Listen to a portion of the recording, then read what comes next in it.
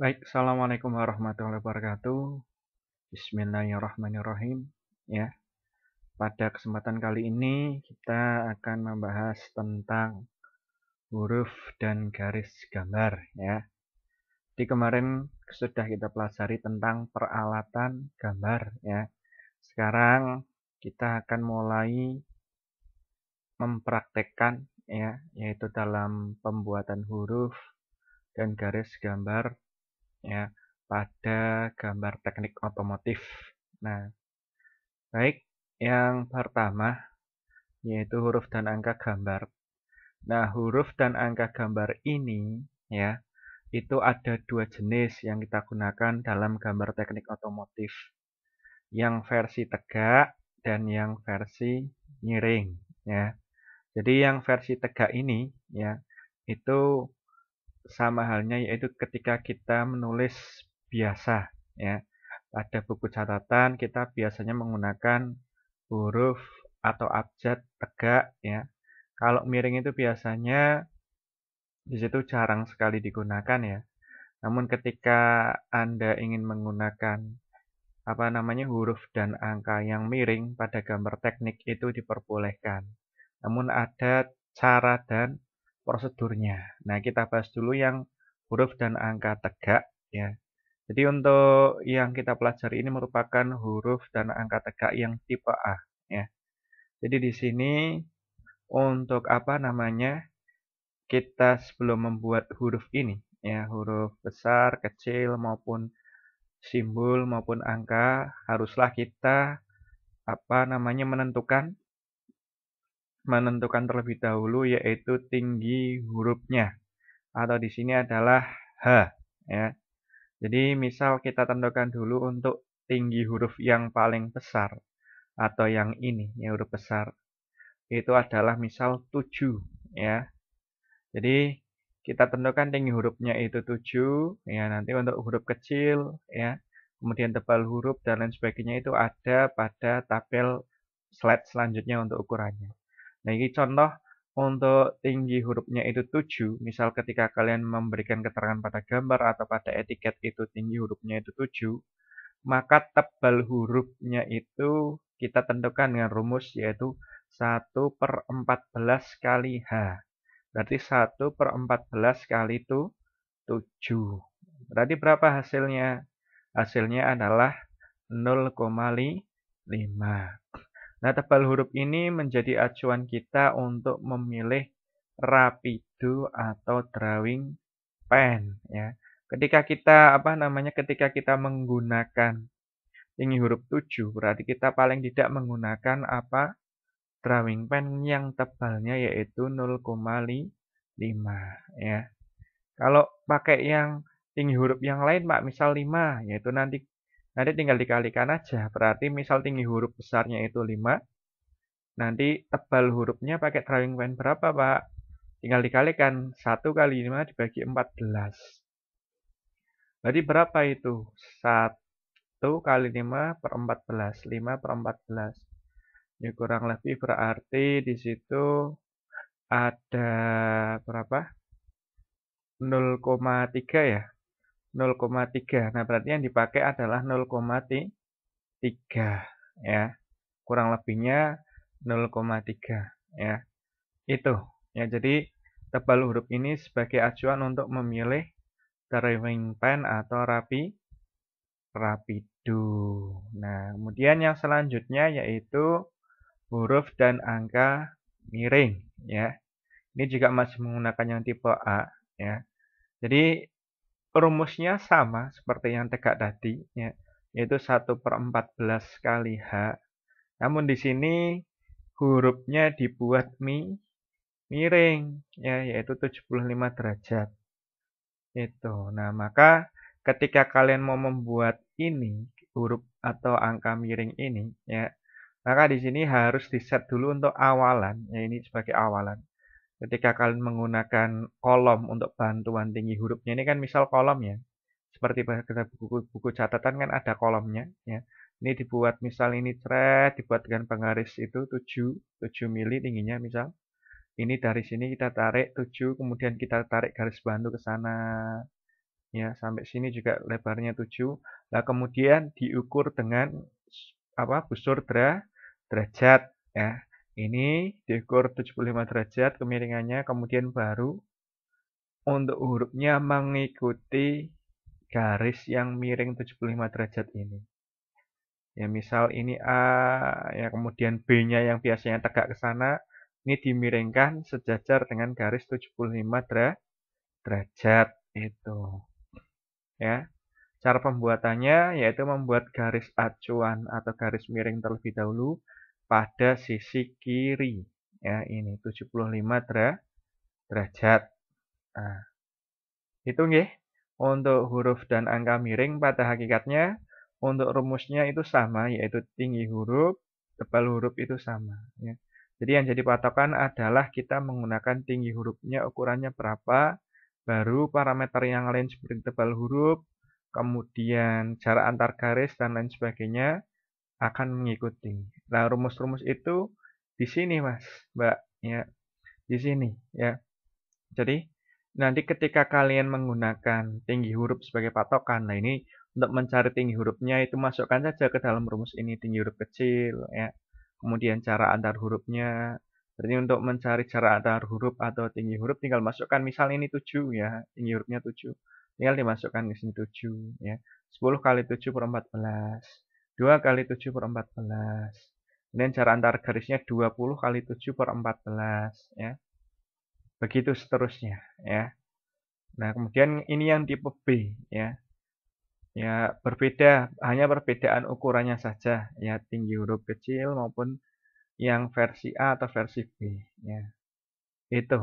Ya, ini monggo silahkan menggunakan yang tipe A atau tipe B ya, silahkan.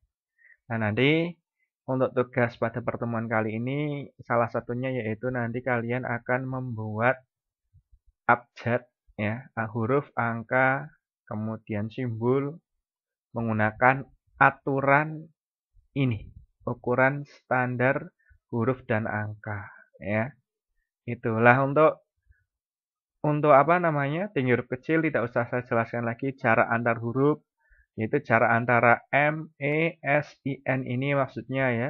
Kemudian cara antar garis, yaitu antara misal di sini ada dua bagian kolom, yaitu kolom 1 itu mesin, kolom 2 itu steel. Nah, cara antar garisnya itu ini ya. Kemudian cara antar kata ya. Contoh di sini mesin ya, kemudian sampingnya otomotif. Ya, ini kan ada kata mesin dan otomotif, berarti di situ ada jarak antar kata ya. Itu yang dimaksud. Ya. Jadi nanti ketika kalian membuat etiket atau keterangan, paling tidak harus mengacu pada ukuran huruf dan angka standar ini. Begitu nggih? Bisa dipahami ya. Dan kalau sudah kita lanjut ke jenis garis gambar ya.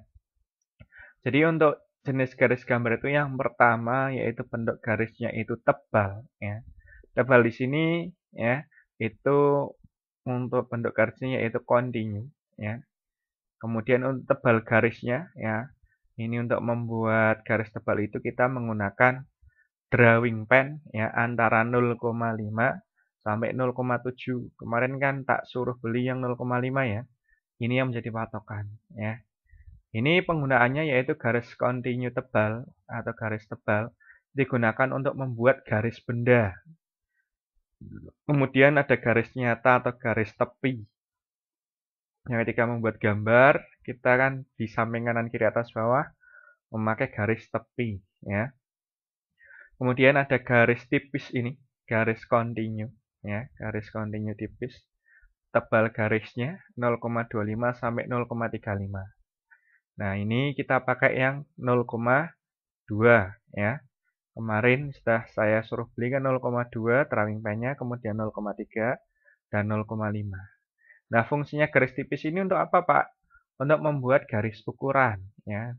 Ukuran gambar, kemudian garis bantu, garis ulir ketika kalian menggambar ulir, kemudian arsiran ya ketika potongan menggambar potongan dan lain-lain.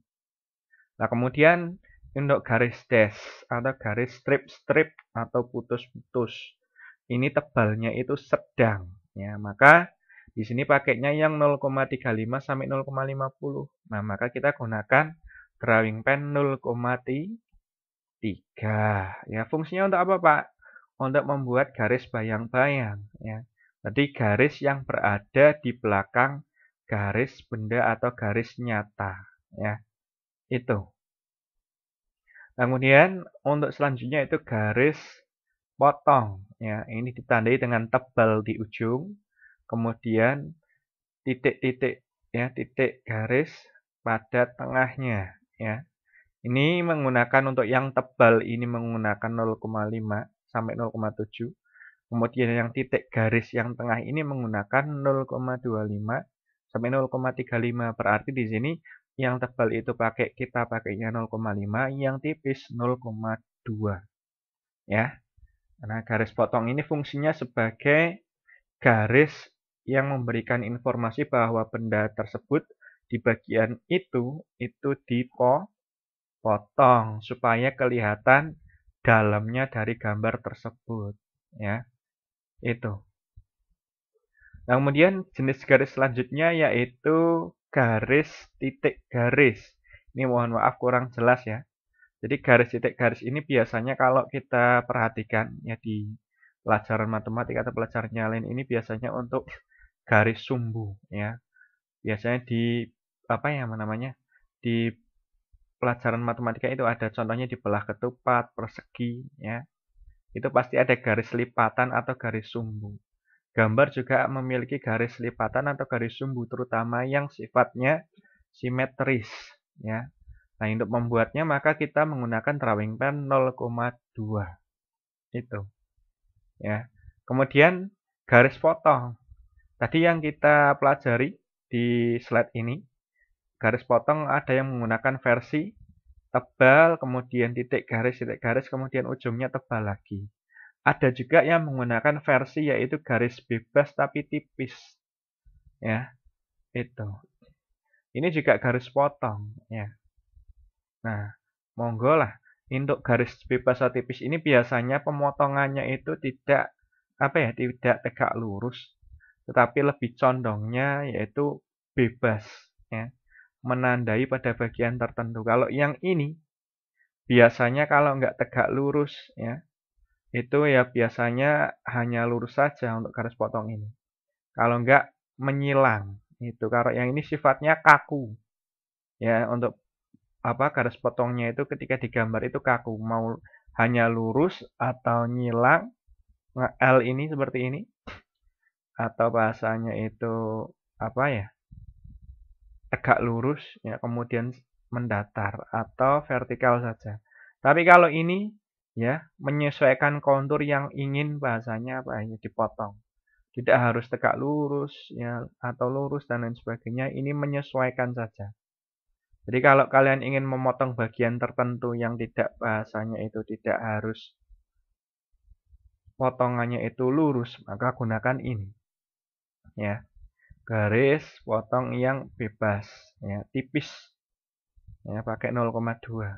Dan yang terakhir ini ada garis titik 2 garis. Jadi garis kemudian titik-titik garis lagi, titik-titik garis lagi. Nah, ini fungsinya ya, fungsinya untuk menandai bagian-bagian yang bergerak ya pada gambar tersebut. Contohnya yaitu ketika kalian menggambar misal di situ ada puli ya, puli, rantai, puli, ya itu kan bagian yang bergerak ya.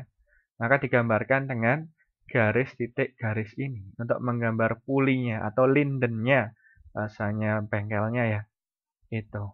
Nah, ini pakainya garis tipis. Nah, ini ya. Itu. Itu ya untuk jenis-jenis garis. Kemudian kita lihat lagi ini contoh penggunaannya. Nah, ini contoh ya, ini di sini ada gambar ya. Ini merupakan bagian yang bergerak ya. Ini yang menghubungkan pada poros 1 ke poros 2. Di sini ada poros utama, ini mesin ya, contohnya mesin. Ini ada bagian yang bergerak di sini. Nah, ini juga bergerak, ini puli atau lindennya, ini pakai garis strip titik-titik strip. Nah, Kemudian yang ini, ya yang ini kan garis benda ya. Ini menggunakan garis benda itu berarti garis nyata. Ini pakai 0,5 ya. Itu. Nah, kalau linden ini Pak, yang garis titik-titik garis pakai 0,2. Kemudian ini kan ada apa namanya ya? Namanya garis panah atau garis ukuran ini pakai 0,2. Ini garis tipis. Ya. Kemudian ini ada ini arsiran ini merupakan garis potong ya, ini hasil potongan ya. Garis potongnya yang ini. Nah, ini garis potong yang bebas. Ya, jadi hanya menunjukkan pada bagian tertentu saja bahwa ini di dalamnya ada ini. Ya, itu. Nah, ini menggunakan garis potong. Ini pakai 0,2 ya yang bebas tadi ya. Kemudian ini arsirannya juga pakai 0,2. Itu kemudian ini yang simetris, ini kan simetris ini sampai ke bawah ini, sampai ke poros utama itu simetris, maka ini pakainya strip titik strip yang sampai bawah ya, pakai 0,2. Pak lah yang bayang-bayang mana Pak? Yang bayang-bayang ini Mas. Jadi di depan ini kan depan, bagian depan benda ya, belakangnya sana itu ada bagian yang bentuknya itu kayak gini. Nah, ini ditunjukkan bahwa ini bendanya ini ya. Ini bagiannya bentuknya strip sampai sini. Nah, ini bayangannya di dalam bendanya ada ini, bentuknya seperti ini. Maka menggunakan garis bayang-bayang, strip-strip itu tadi. Nah, seperti itu ya, kurang lebih untuk contoh penggunaan garisnya. Silahkan nanti bisa dipelajari kembali ya. Cari literatur lain ya untuk mempelajari gambar teknik otomotif ini ya. Itu ya, mungkin yang bisa saya sampaikan pada pertemuan kali ini. Terima kasih, semoga bermanfaat. Wassalamualaikum warahmatullahi wabarakatuh.